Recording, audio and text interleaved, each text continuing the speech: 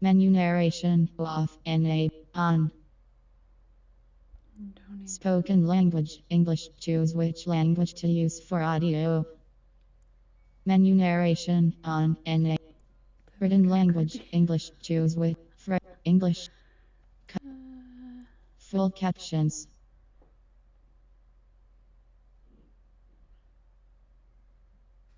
Dialogue. Off. Dialogue. Gunplay events CC off toggles the closed captioning for gunplay events siren sound, explosion, etc. Setting determines the number of captions displayed at a time. 4 off. Brightness 50%. Adjust settings until the logos are 51%. 58%. Triangle button reset to defaults. Circle button back.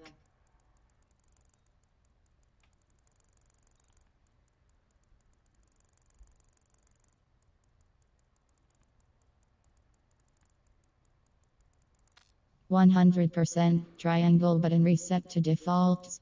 55%, triangle. 47%, try. 60. Gamma. Classic.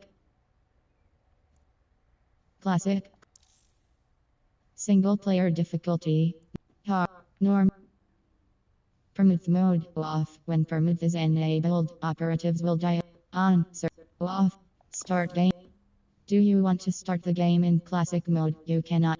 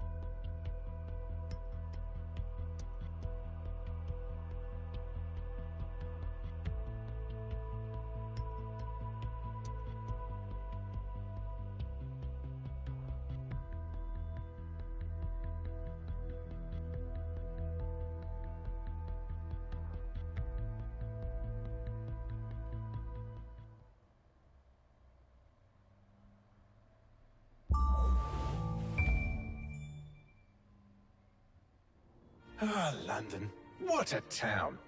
History around every corner, and a tourist photographing it. Pubs serving up a pint and a smile. All that music, theatre and art. And multiculturalism. And the world's oldest underground, the Tube. The class of cities, really. Top shelf stuff. Only took 12,000 years to build it up, and one night to tear it all down.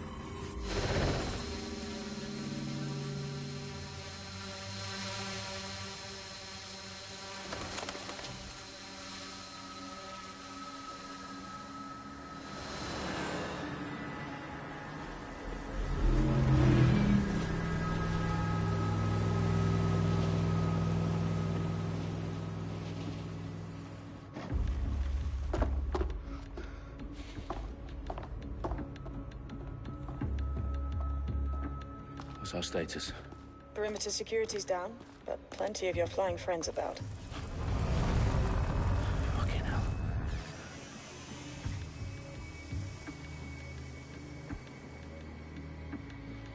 Dalton, no time to waste. Yes, ma'am.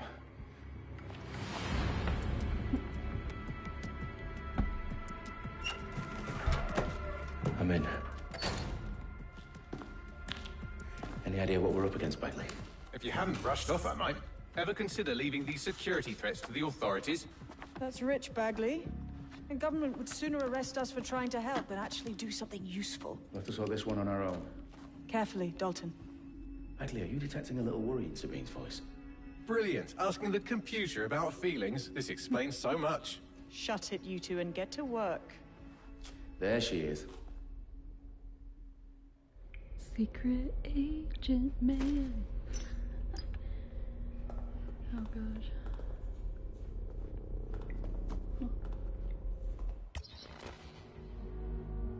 Resume.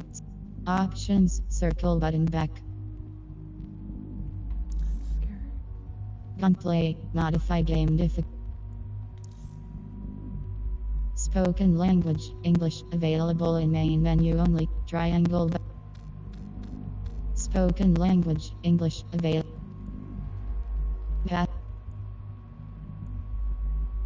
SFX volume 100%. Adjust. 50%. Subtitle.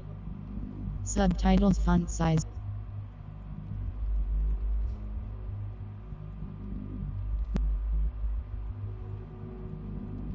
Off.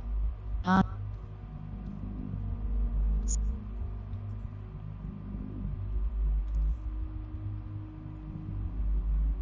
Menu narration.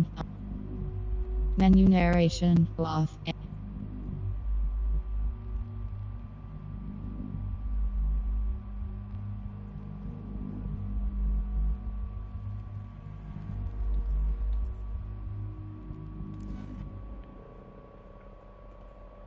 Perimeter security's back up. South entrance is secure.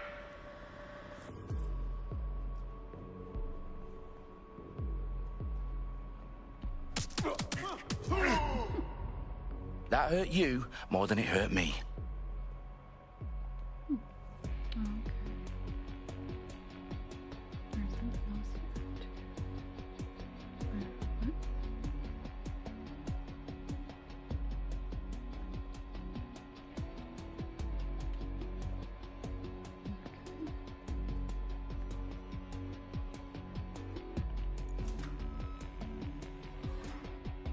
Do us a favor and keep it quiet, Dalton. If they don't shoot me, I won't shoot them.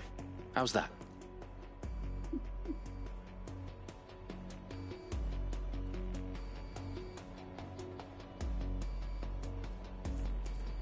Dot the I's and cross the T's, lads. Top of that. Tick-tock.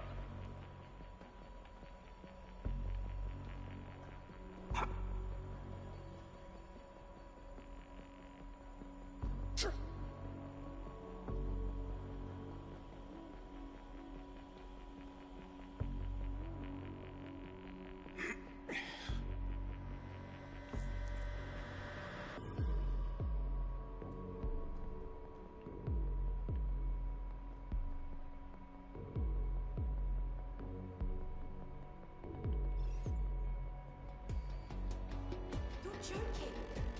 Piss off. Ought to be ashamed. Their profiles are heavily encrypted. No identifying information. Ghosts in this system.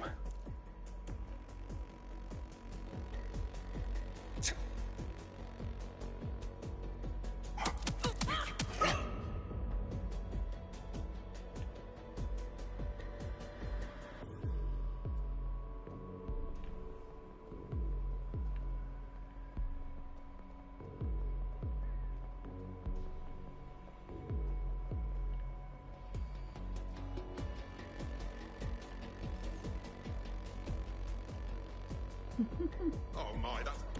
Oh, geez, that scared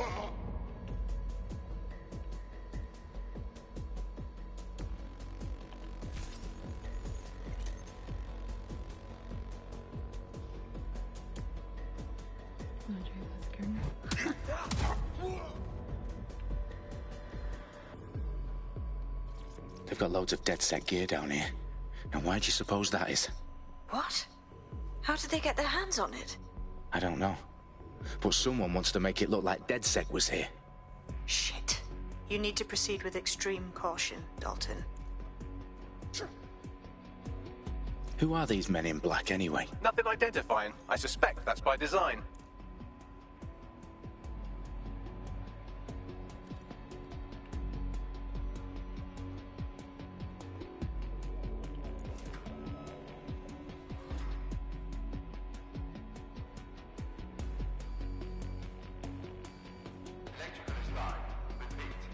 Fireworks alive.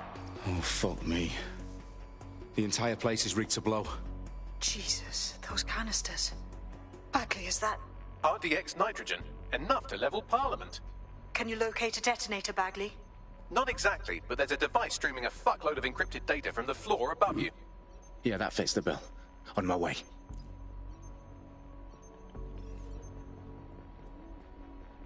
That is... Okay,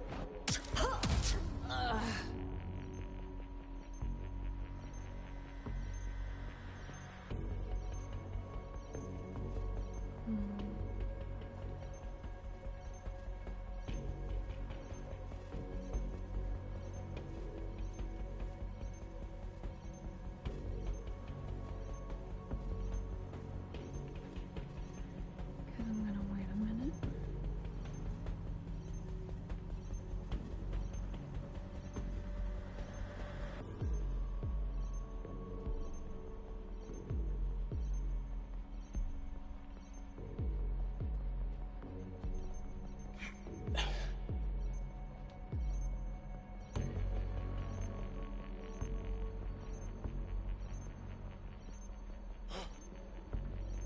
What the fuck? Got a casualty here. They've staged DedSec propaganda all around the bombs. These pricks are gonna blow up Parliament and hang it on us. Not if you get to that detonator first. Drone, spread out and search. It's here. I know it.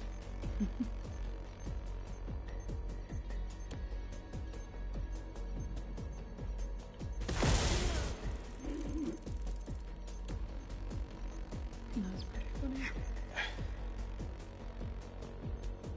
So now I gotta find this detonator.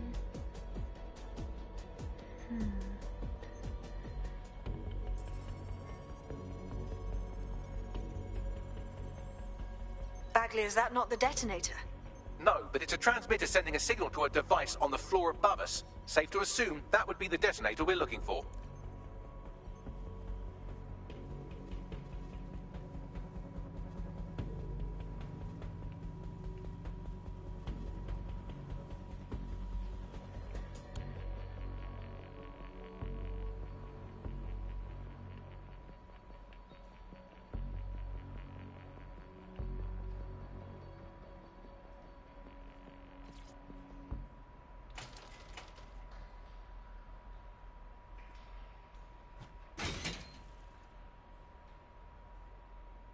Up we go, I guess.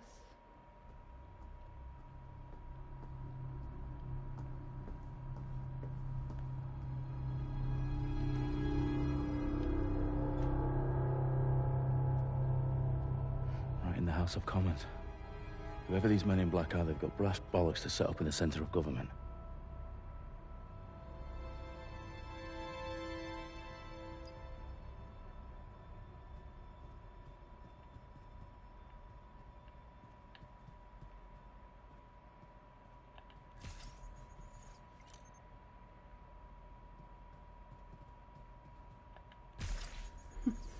Get these set up just in case I need them.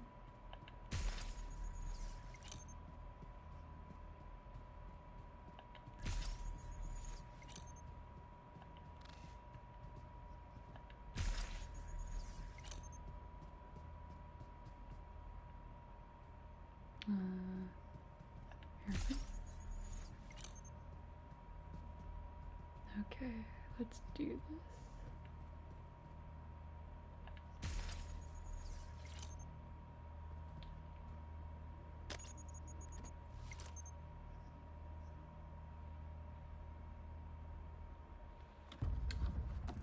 I found the detonator. And it's definitely live. Bagley, I'm gonna need some help with this. Yes, you are, but sadly I'm locked out. Fuck. Well, we don't have a chance without Bagley. Wait, I might know a workaround. We trained in manual overrides at MI5. You're full of surprises. Be quick about it. All right, Bagley, do your thing. I'm in. And the bombs have just armed themselves. Well, that may complicate matters. Fuck's sake. Can you defuse them or not? Of course I can, but I might also trip another failsafe and vaporize you, so fair warning. Expect this to draw some attention your way, Dalton. Oh, I'm counting on it. Company at our back door. Shit. Dalton, we've got some heat here at HQ. How long's this gonna take, Bagley? Depends how often you interrupt me with questions. All right, everyone. Faces on, guns out. It's about to get real. Fuck.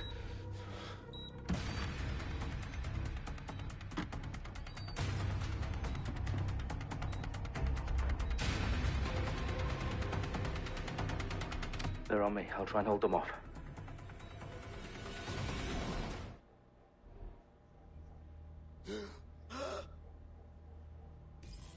I know you're here somewhere. Head to cover! Suspect's injured! Oh, fuck, oh, fuck! Bagley, update. Let's just say I'm both impressed and annoyed by how sophisticated this anti-tamper security is. Still working. Bagley, tell me you're close. I'm through security, now wading through terabytes of decoy code looking for the detonation sequence.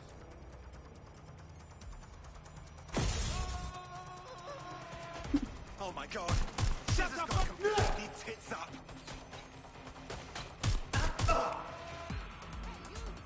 I'm glad everything is like similar to like Assassin's Creed and stuff, control-wise. Moving, get down!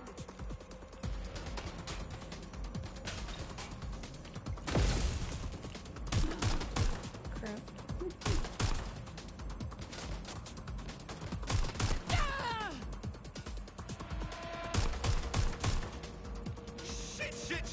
Shit! Oh, what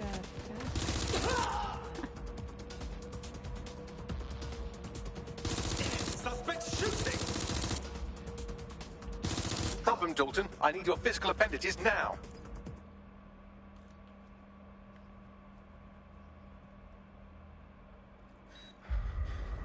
What's wrong? There are 3 slots on the left. One of them is the receiver. You need to pull the controller wire. Are you fucking kidding me? No, I'm fucking not. Pull the wire.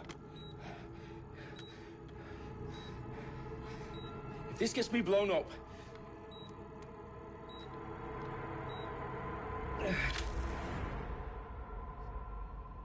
Bombs defused. See? That wasn't so bad, was it? Bagley, you bastard. You nearly gave me a bloody heart attack then. Whoa. What the fuck am I looking at?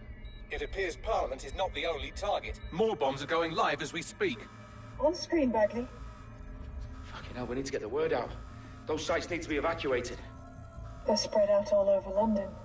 There isn't any time. But my sister's at the town conference.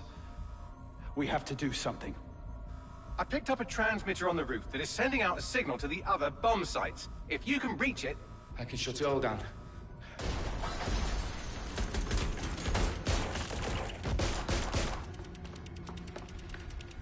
Sabine! Fuck! Dalton, we're breached! Go! The roof!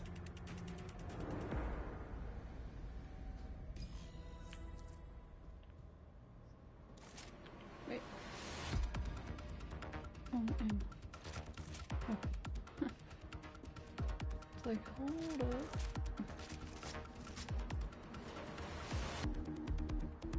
Sabine, what's going on? We're being raided. It's a bloodbath. Our protocol is to wipe everything, including Bagley. I need him for the transmitter. I know, but if they get him, they get everything. Names, ops, locations. Okay, I'll do it the old-fashioned way. Wipe him. Yes, wipe me. Do it, Sabine, and get the hell out of there. Fuck. Okay, Bagley's down. You're on your own. Dalton, if this goes... It won't. I'll see you at the rally point. I promise. Good luck.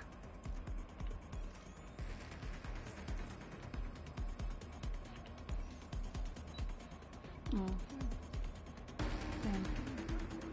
Moving to engage. Oh. I've got them.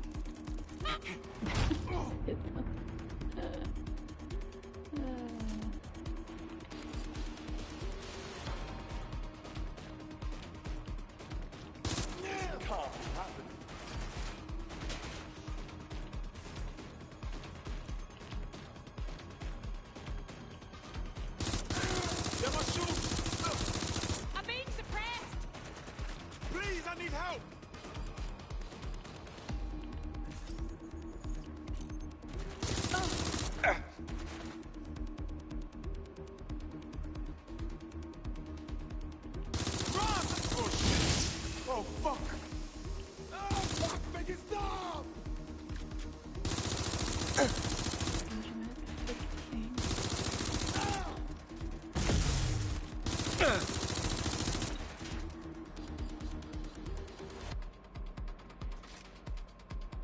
do this myself.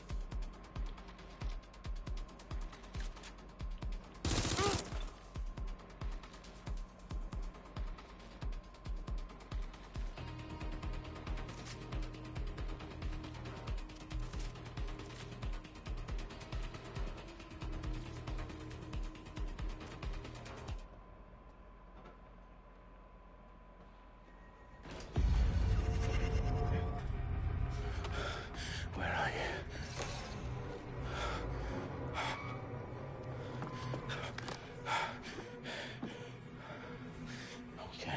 Okay.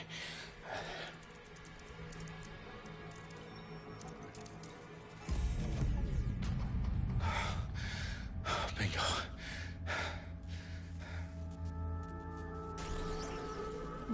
What? No. Well done, Dalton Wolf. I'm impressed.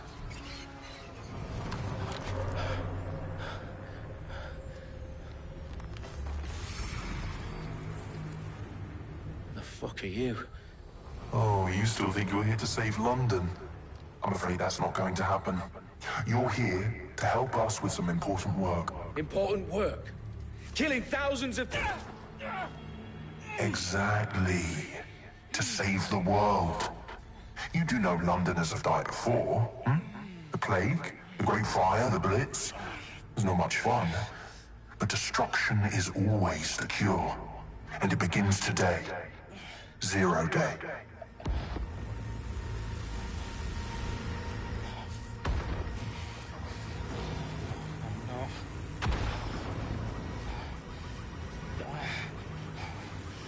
It's time for a hard reset.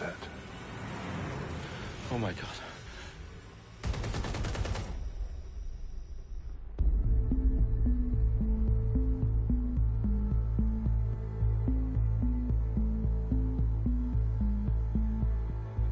A series of explosions devastated 3 sites in London. Authorities are asking residents to remain in their homes as the situation continues to develop. We have received no official casualty total, but it is expected. Mourners gathered for a series of candlelight vigils that brought closure to thousands of families and indeed to an entire city. London is now laser-focused. Today at 10 Downing Street, where Nigel Cass, CEO of private military company Albion, received a mandate to secure London.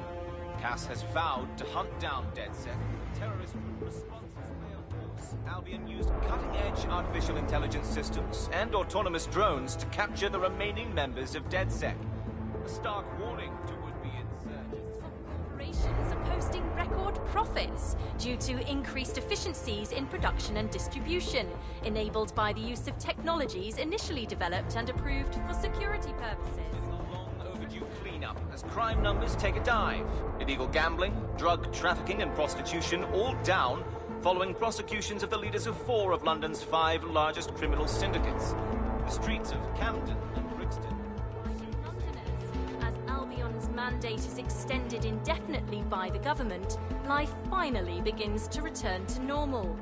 Curfews and travel restrictions have been lifted in all boroughs, thanks to the deployment. News outlets, reports of rioting in Trafalgar Square have been greatly exaggerated, possibly by foreign meddlers pushing a false narrative through social media. Albion is in complete control of to reprimand the public about the circulation of fake news, conspiracy theories persisting in dark corners of the internet that terrorist group DedSec were framed for the bombings have been roundly rejected. Our own reporters could not find a single Londoner willing to expound those theories on camera. The facts simply any other story.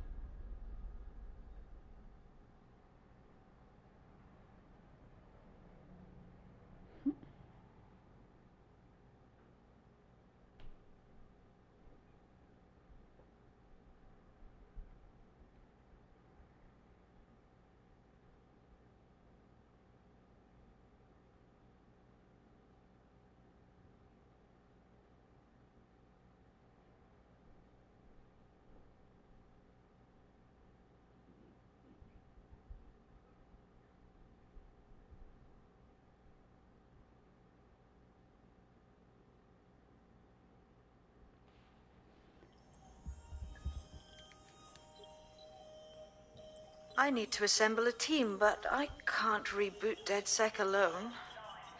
Let me break into London CTOS and see who's available.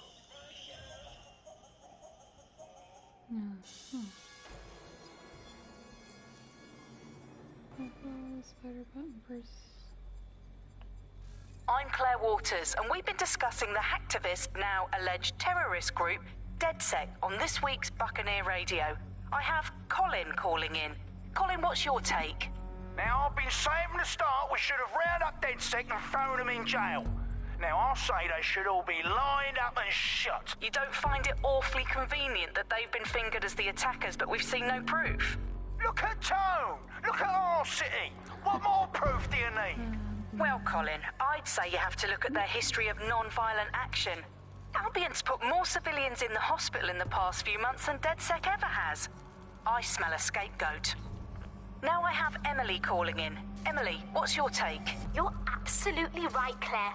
The government's just framing DedSec because they want to make it seem like they have this under control. They probably have no clue who was behind the bombings. But that doesn't look good on the news, does it? DedSec's been a thorn in their side. Who better to pin it on? Angie, I have you next. What do you make of all this? I think, if anything, DedSec showed their true colors. It's terrifying to think we harbored such a dangerous element for years. Terrorists in our own backyard. Do you find DedSec more frightening than the different gangs in London, like Clan Kelly? Clan Kelly might set your shop on fire and maybe they'd kill you, but even they wouldn't try to blow up all of Parliament. Next, I have Crypto King. Do you feel safer using a pseudonym? Everyone should. Why make it easier for them to track you? And now we've seen what they're capable of and how far they're willing to go. Hold on. Do you mean the government? Are you suggesting the government was responsible for the bombings? Oh, trust me, Claire. They didn't do it alone. They're all in on it. The government, Albion, Sirs, Bloom, Sky Bloody Larson, and all the way up to Downing Street. They want to keep us scared, harness us with mind control, suck every last ounce of usefulness out of us, and even in death they'll set off our bodies. And what do you suggest we do, Crypto King? Go underground. Deep enough, no electric signal can get you. It's the only way. Well, thank you to all of our callers today, and thank you for tuning in and scouting for the truth along with me. Next week, Buccaneer Radio will be diving into the Albion Corporation. Just who are these men and women being paid lucrative amounts for the city's defense? Are they protecting us? Protecting London? Or someone else's interests? See you next week, fellow pirates. Claire Waters, out.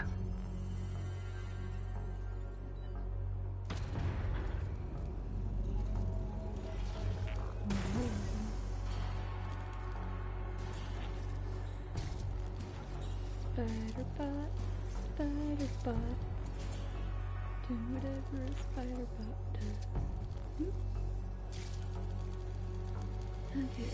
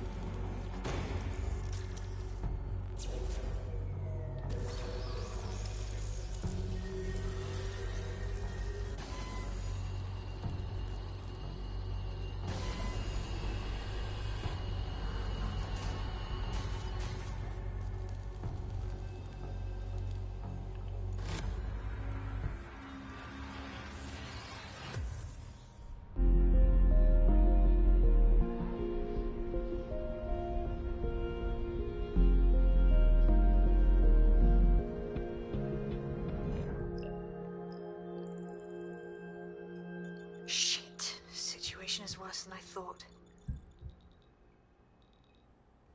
Brilliant. Let's get the people of London on board.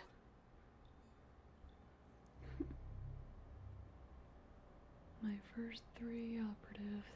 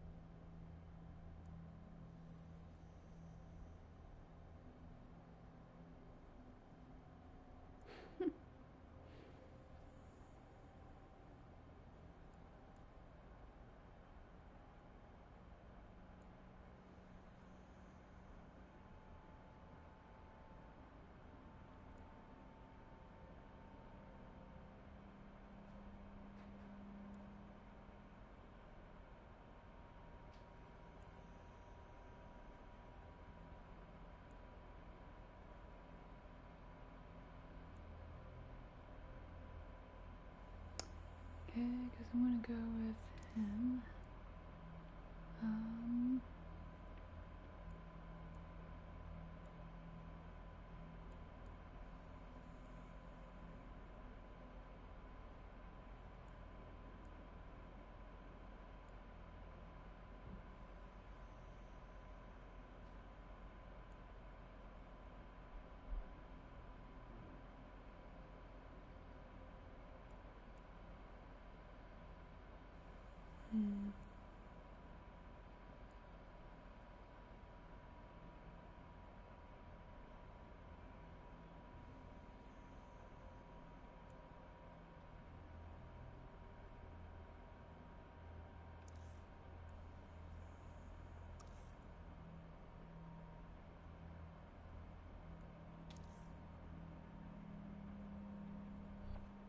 Scary.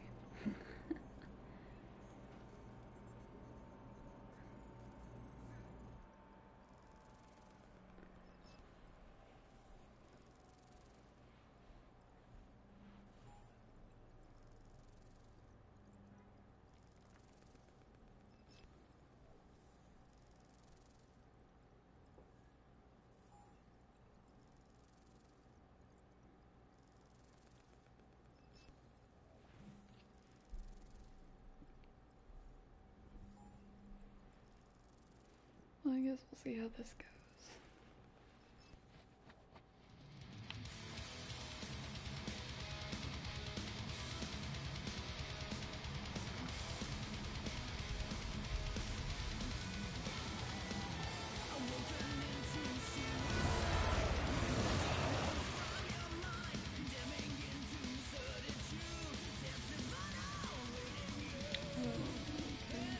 Glad to see you're alive. If you're still committed to the cause, DedSec needs you.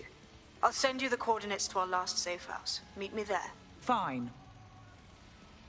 Come on, Dan, get in the car.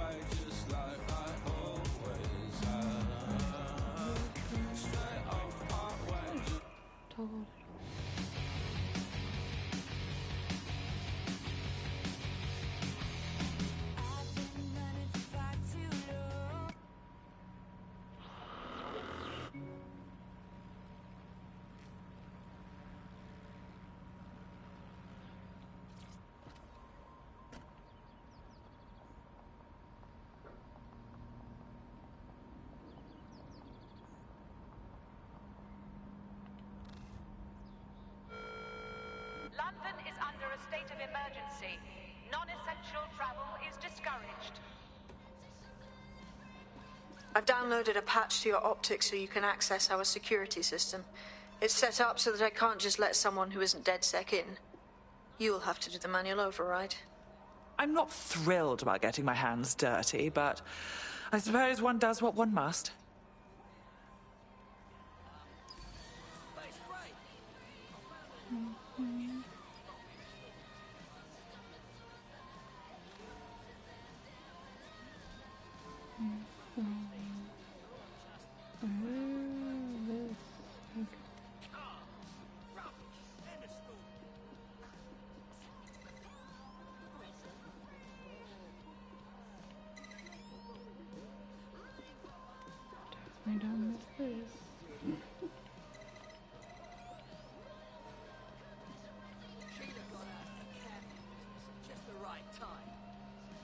One of Sabine's, are you? I'll see you downstairs later then.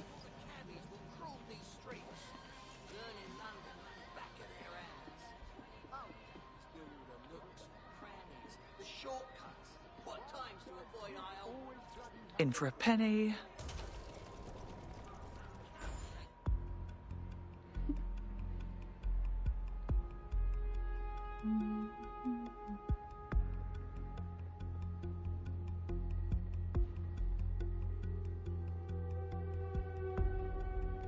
So weird being in London.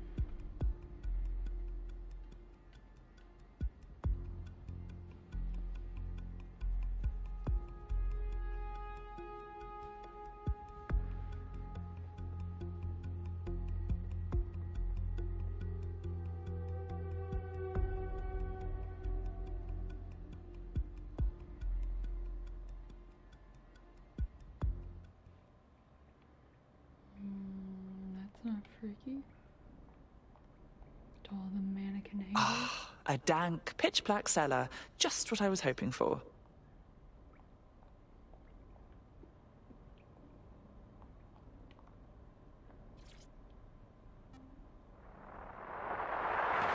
From the Buccaneer, this is The Bug. Hello, Resistors, it's bug time. Are you all sitting comfortably? No? Good. That's as it should be. This is The Bug. I'm Andy, and joining me to analyse the latest blowflies to emerge from the corpse of a once free Britain, it's Alice. Hello, Andy. And today, we're going to talk to you about Albion, your friends and mine. Alice, the government has extended Albion's contract and have also boasted that violent crime has plummeted to a record low. Now, extending Albion's contract, to me, that's like having a pet dog, let's call it Nigel for the sake of argument, that attacks you every single day and thinking to yourself, wouldn't it be nice if Nigel had puppies? That contract has been extended so many times. It's like the neck of a politician that's criticised the government. I'm not sure entirely how those contract extension negotiations went, probably like a footballer. In the old days, I assume Albion's agent was leaking stories to the press about how our favourite private militia was being tapped up by Barcelona or Bayern Munich. The government panics and thinks, well, we better get them signed up before it's too late. But still, violent crime, a record low, although I imagine that probably depends exactly how you count it. If you include violent crime committed by the state, either themselves or via Albion, their chosen violent crime contractors who provide such a very valuable bargain service of beating people up, well, it's probably not quite as low as the figures suggest. I don't know. I think they're probably right. Who has the opportunity to commit violent crime these days anyway? The moment you pick up a fruit knife, you get tasered by a robot policeman and deported for looking Bulgarian. It's a much more peaceful society. It's just much less of a society. I want to know the details of the contracts, Alice. I mean, are they paid per dissident duffed up? Is it a set rate for each extrajudicial state mugging? And what is that rate? What do you think? Well, they certainly look like they're trying to hit a quota of some kind. Well, what is the set rate? Is it, 99.95 cryptos? Bargain. Seems very reasonable indeed. I imagine they don't ask too much anyway, because it's just so nice to get paid for doing your hobby anyway, isn't it? I imagine it doesn't even feel like work. I mean, who needs violent crime anymore anyway? You know, you can just starve to death without even starting a gang war. We do have to ask, exactly what does the Prime Minister make of all this? Let's ask him.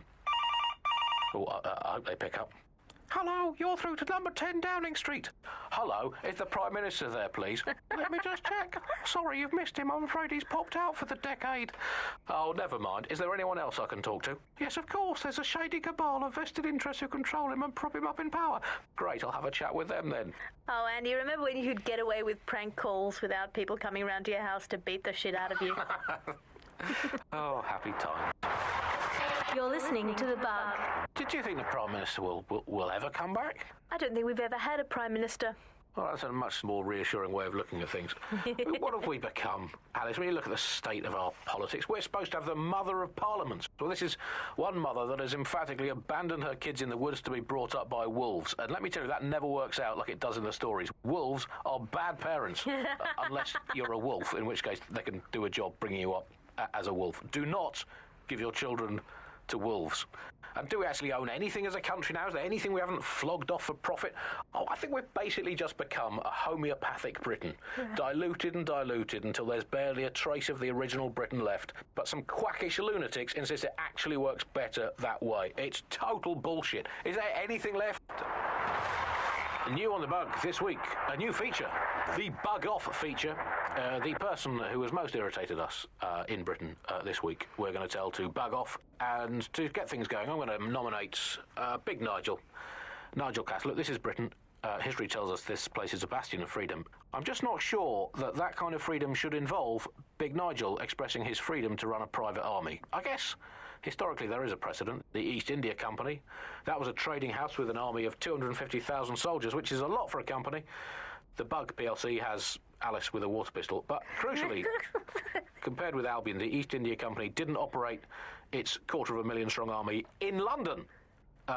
It did it a long way away, out of sight, out of mind. Anyone to nominate for the Bug Off, Alice? I think today's bug off for me goes to my streaming service. I'm sick of being recommended things based on things I already like. The other day it recommended me to watch a reality TV competitive dating show set in a nude commune. Andy, I watched it and I liked it, and I do not want to be the kind of person who enjoys nude competitive reality television dating shows. I did not want to know that about myself. I have to go sit in the corner and cry. That's it from the Bug. Don't forget the live show that is so secret it is definitely not happening at the usual time and place this month. Definitely not. And definitely do not tell anyone not to come to it. It's definitely not happening. Usual time and place. Bye-bye. Coming up in today's episode of The Upload, we're talking about how Bagley managed to conquer London. Pretty much my favourite topic. I could talk for hours about the rise of the AI system. It's easy to forget about its origins. It's so present everywhere we go now. Bagley just kind of blends into the background. Bagley is the service AI that's present in every Optic device. Whether you're using the Optic, Bagley will be there. The AI is streamed to your Optic from Bloom's central command center, and it was first created by Skye Larson, our tech hero, as part of her techno-utopian idea for the world. Why do you think it grew so quickly? In my mind, it's no surprise that Bagley became so popular. It's funny, useful, fast. It's a great companion and really just makes life so much easier. I mean, when you look back at all the service AIs that used to exist, they just can't compete. When you ask Bagley anything, there's a quick answer and loads of information available to you. One day, I let Bagley answer all of my messages for a whole 24 hours, and no one even noticed the difference. The other competitors really just couldn't compete with Bagley. Their answers were so much worse, they didn't understand anything, and Bagley pretty much gets everything right first time. Do you have any idea why Bagley really beat all the competition? Well, it's really the data, isn't it? Ever since Broker hooked up with Bloom, that's when things changed. And really, that's not actually that great. Bloom has data on everybody. They collect information about everything you're doing across the web through your Optic headset. Isn't the AI only good because of Bloom's surveillance? Well, I suppose so, but I'd prefer not to talk about that side of things. Bagley is so special because it's been trained on this huge cache of information. That's how these AI systems work.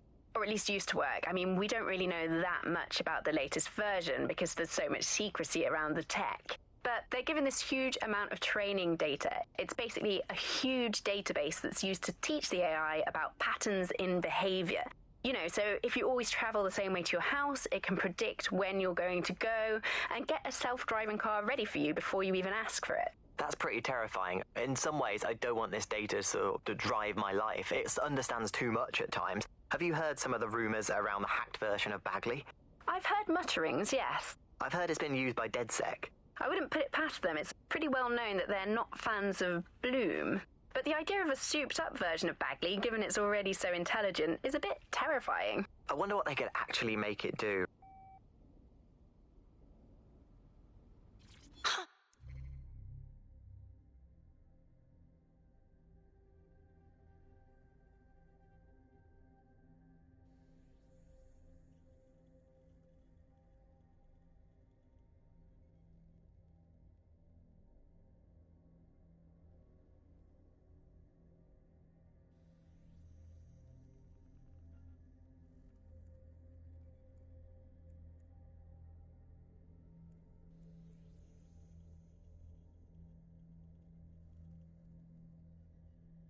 Oh, quite the find.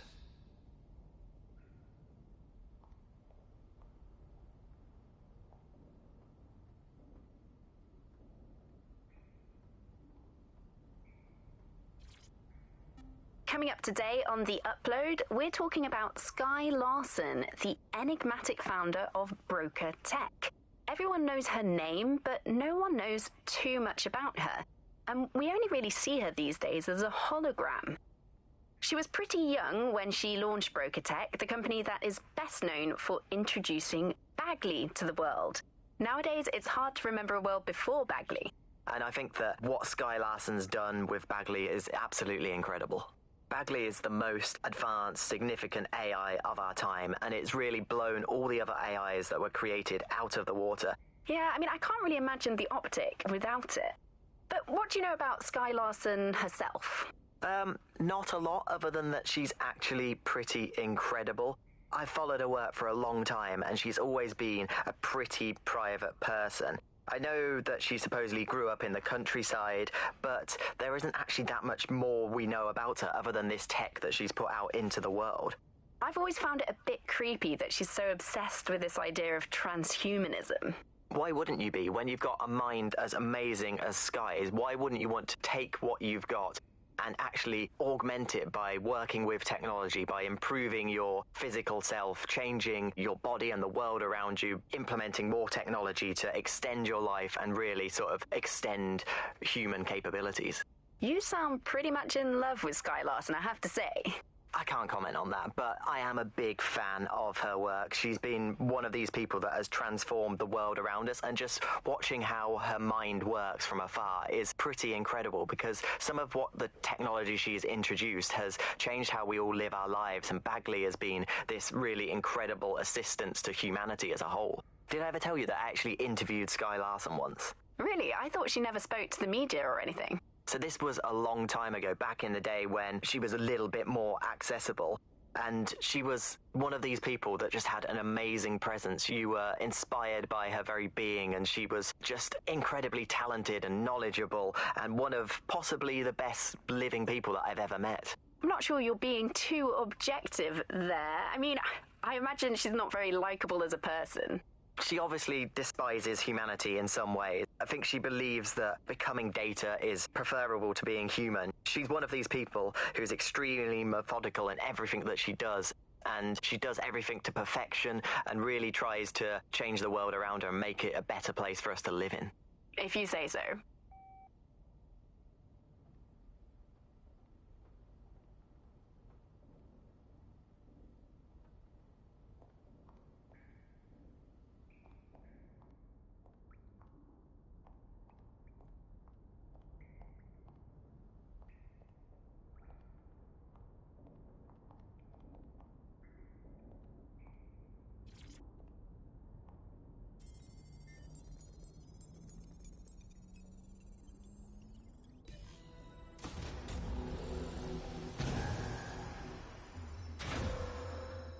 No DedSec registration detected. Identify yourself, or I'll seal the exits, hack your optic, and read you every drunken email you ever wrote until you starve. I'm with Sabine. Who the hell are you, and why do you sound like a mobile phone? Sabine's alive? Well, that's one piece of good news. I'm Bagley, DedSec's definitely not stolen, highly advanced AI assistant, and it seems I've been out of commission for a few months. Anyway, why don't you go connect me to the DedSec network so I can become more powerful than you could possibly imagine? I mean, catch up on what I missed.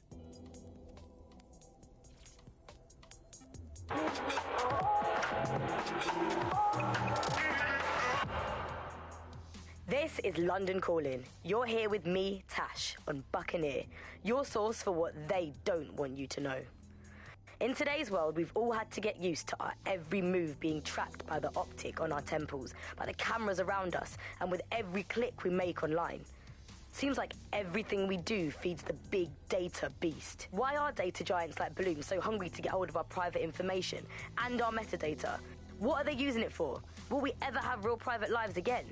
What is privacy in the digital world? And what happens when capitalism and surveillance become one? As you know, we keep all names confidential on Buccaneer. Speaking from a secure location, here's new technology strategist Charles, who worked all over the world trying to keep democracy strong in the face of the data assault. If you have enough personal data on somebody, you're able to predict what it is that they're going to do. You can tell what they might be passionate about, but mostly you can tell what they fear. And if you can tell what someone fears, then you can manipulate them and you can move them in particular directions. Like, data is collected on citizens in every possible way. Data is collected through surveillance cameras. Data is collected from television sets. Data is collected from voter records. It's collected from how much power do you use in your house and how much water do you use in your house. In pre-crisis Britain, we got really used to all of our services being free. Everything suddenly became free that was digital. But what people forgot is that if you're not paying for it, then you're the product being sold.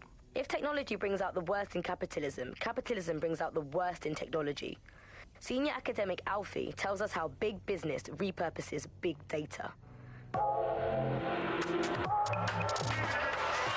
Historically, what's happened, of course, is that people have traded their privacy for their convenience as smartphones and other kinds of technology came in and became mass-consumed, mass-used items and technological objects. Gradually, people were so attracted to the affordances of these technologies that privacy kind of retreated into the background and into a state we've got now where it's essentially gone. Having this access to this data makes huge tech companies like Bloom so much more powerful than they would be otherwise, and not just in the obvious ways. Of course, there's a lot of worry and fear over what they can do with the data, can track anyone, find anyone, see what every individual is doing at any point in time. But I think there's even deeper reasons why this data empowers these huge companies to control our society and make us do things. So lots of predictive technologies which are implemented by these tech giants. It's not only interested in knowing what we're going to do, but influencing the patterns of our movement. So technologies might suggest routes to use in the city, places to go, restaurants to go to, cafes to go to, music to listen to. And these suggestions are not just predicting what we might like to do, they're actually influencing the way citizens move, think, eat, meet, and use their city as a space. So London has become a place where a small group of surveillance capitalist companies like Bloom can control the movements of individuals and orchestrate the way they move around their city and the way they essentially live, the things they do, the things they enjoy and the life they lead. So we're really kind of outsourcing our decision-making, I would say, to a huge corporate capitalist company, and there's something very, very scary about that indeed. All these technologies can be used to not only influence us to act as the perfect consumer, but also to prevent us from doing radical and revolutionary things. So technologies in foreign nations that have been used are things like heat map features which show where populations are gathering. In-game rewards can be offered to people to take different routes, things like that. Traffic data can be manipulated to prevent people gathering and protesting, as has happened in some of the authoritarian regimes across the world recently. So what we're looking at is not only a set of technologies which make people behave as ideal consumers, but ones which actually can be put to use to prevent radical and disruptive behaviour in the city, which limits the power of any kind of revolutionary force. So, if you thought you had a private life, get used to it. You don't. And we're not going to reclaim our lives without a fight. I'm Tash, and you've been listening to Buccaneer, keeping the resistance informed. Keep listening, keep fighting, and remember, nobody owns you but you.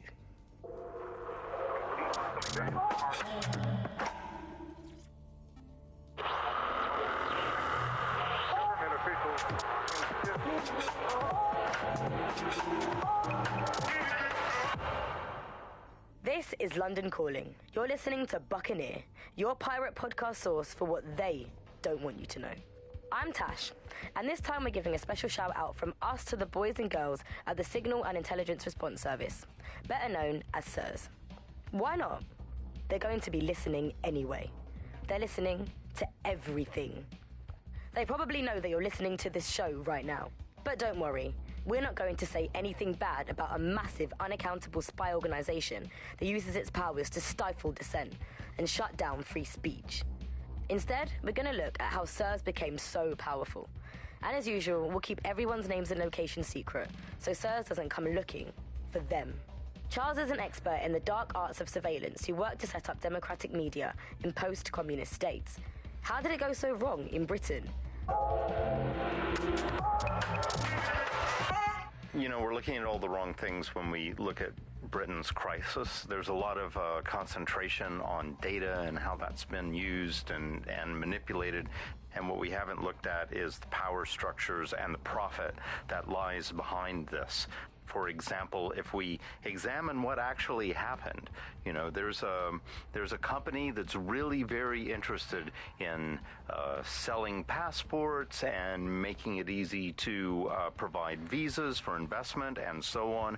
And historically, throughout the world, they've been working with this big data manipulation company in order to overthrow governments. And then suddenly all the chickens came home to roost. Nobody could find any receipts for what was paid for. Nobody could figure out how things were done, but everybody had a feeling that something really stunk, and they couldn't figure it out. And yet, it was standing there in their face the whole time. There's a couple of different ways that we got where it is that we are. I mean, one, you have a lot of smaller organizations, smaller power groups, companies as well, who are bending things just a little. Oh, we'll compromise a little bit, we'll bend the rules a little bit, and try to achieve what it is that we hope to achieve that's good for us. And if you add all of that up, what you end up with is a big wall moving in a big way from a lot of little buttons being pushed. But also there's this other thing that's going on here is the gathering of data and the analysis of data has authoritarianism contained within its DNA. It is by its nature a tool for authoritarianism, and it has been used in that way. How does big data look into our lives? James covered it for the pre-crisis press. We're starting to see the merger of private data and that with data held by the state into what are called social credit systems. This is where every aspect of your behaviour is monitored and totted up by a central system to sort of score you as a person, a bit like a credit card, but predicated on all of your behaviour rather than just the money you're spending. And this can have profound impact. We're starting to see systems emerge which will punish you and stop you from doing things in society based on your behaviours. And this can be as trivial as if you jaywalk, if you cross the road in the wrong place, you might lose points. If you do some community activities or help your neighbours, you might earn points. And then this can be used to sort of evaluate you as a person.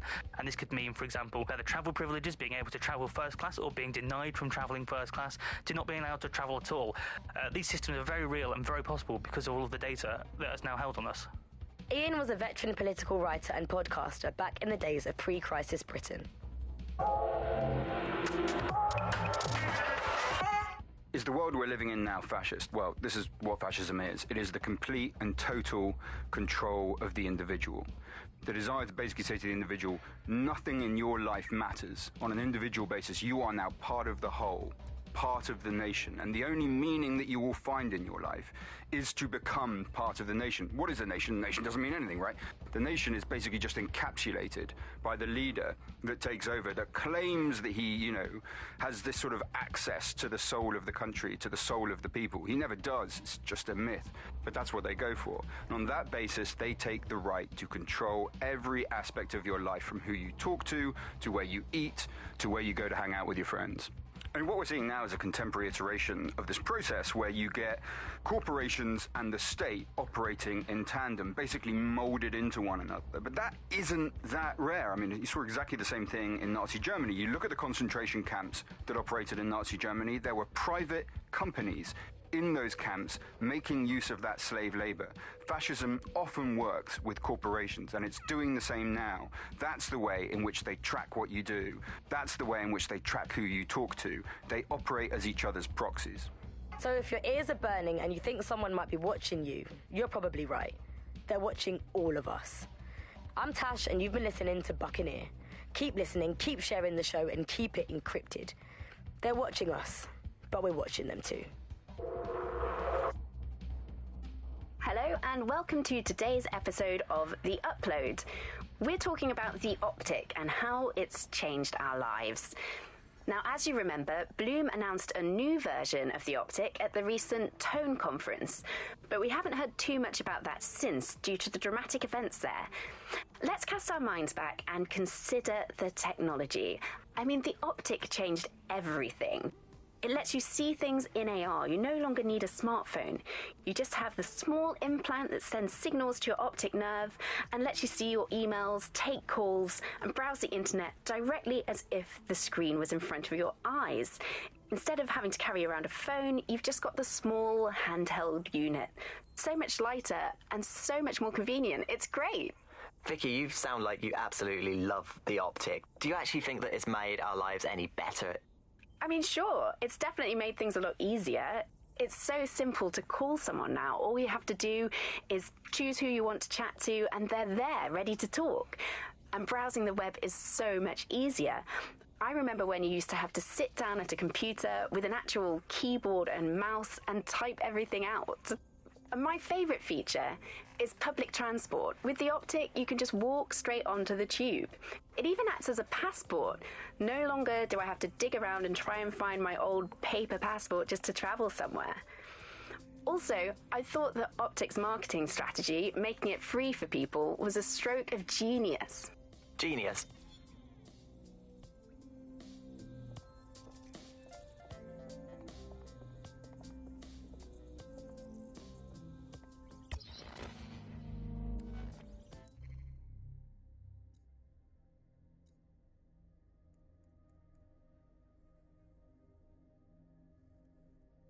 Hello and welcome to today's episode of The Upload.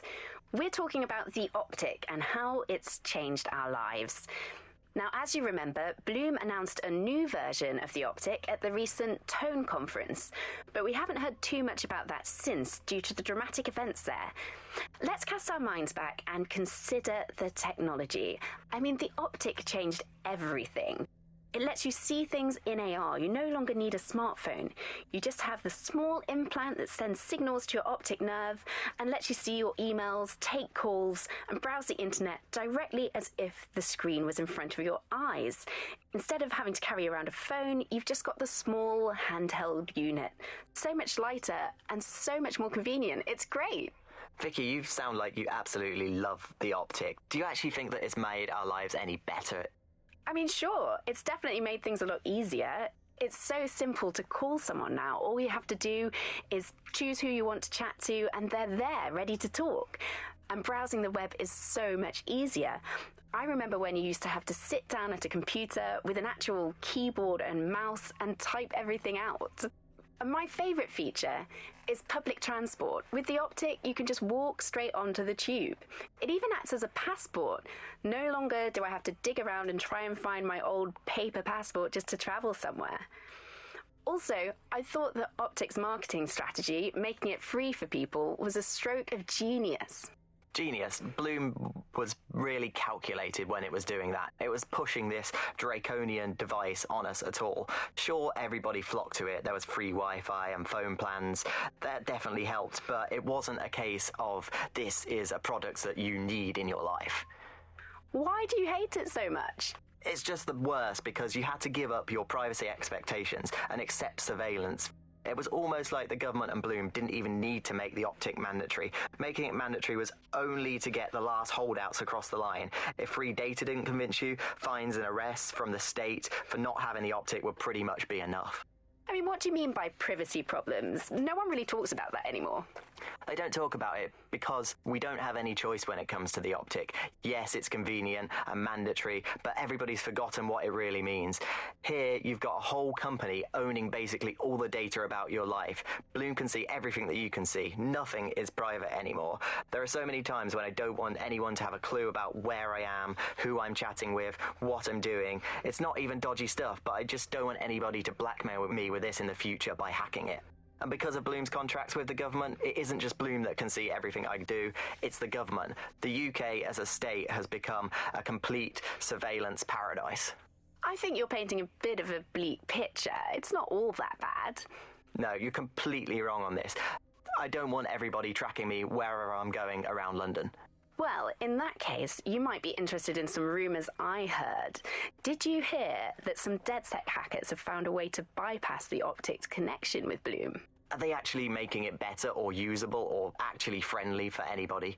Well, word on the street is that they've been able to create an encrypted signal, which means that your world might have a chance of becoming a bit more private again, so you could go back and enjoy all the great things about Optic without that fear of surveillance. With the Optic, privacy's dead.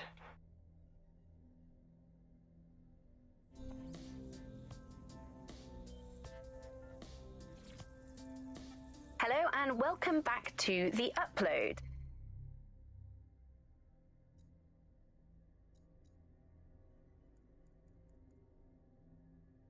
Hello and welcome back to The Upload. In this episode, we're talking about CTOS 3.0, the city operating system that's now powering all of London. For those of you who need reminding, as if anyone does at this point, CTOS was first used in Chicago in 2014 and then San Francisco in 2017 before coming here to London.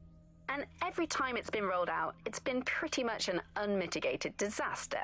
For those of you who are listening who are lucky enough not to be here in London's chaotic scenes, it's worth remembering that the telecoms tower is now owned by Bloom. The tower looms over northwest London. It's always been a communications hub, acting as part of the UK's television and communications network, although there's been some secrecy around its use, and now that Bloom owns it, it's only even more secret. Yeah, now everything that's part of Bloom's city surveillance operation is run through the telecoms tower. And I have to say, it looks completely ridiculous. It's got that silly crown thing at the top and all the blue light. What's that even about? What does it do? I don't see that there's any purpose to that at all. It's a blight on the skyline, if you ask me. And it's become the main point of control for millions of people. The System Network and Bagley are both operated and streamed from there too. And don't forget about the self-driving cars too. I always thought they were just running on their own. No, CTOS is the big control system behind the cars. There was a point back in the earliest days of self-driving car technology that they operated by themselves. They used to use a series of sensors to see the world around them. Radar, for instance, would look far off into the distance, while LiDAR would detect objects nearby. And while these cars still use some of this technology, Bloom CTOS and its detailed maps and data that it has on London really makes Bloom be able to take control of it. And CTOS can take control of your car if you're parked incorrectly. It's no surprise that it was made mandatory to have a self-driving car. The system is so bad, though. It's so annoying. Whenever I try to use one of the shareable self-driving cars, I always find myself stuck in traffic jams or roadblocks. Not to mention the accidents. I've heard so many stories of cars shunting into the back of others. I think they're worse than human drivers sometimes. The technology was meant to make things better, but Bloom has made it so bad that it just makes London even more chaotic than it was before. I'm giving up on the cars. I'm only using the bikes, which are not self-driving at the moment, at least. And don't even get me started on the data. Everything that Bloom sees from your movements around the city and the self-driving cars is collected and feeds back into its big information control system. Oh, not you and Bloom and privacy again. You're a broken record. Not as broken as our city's cars. In this episode, we're talking about CTOS 3.0, the city operating